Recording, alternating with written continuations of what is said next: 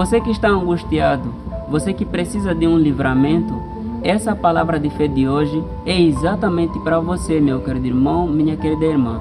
Amém?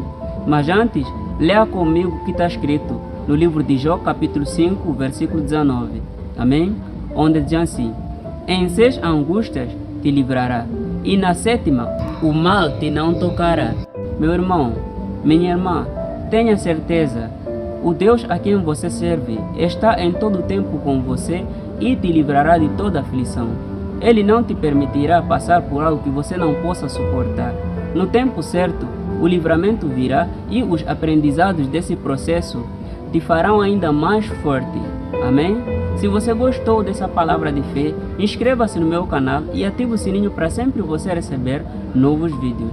Amém? Eu sou o irmão Walter Carlos e até o próximo vídeo. Deus te abençoe.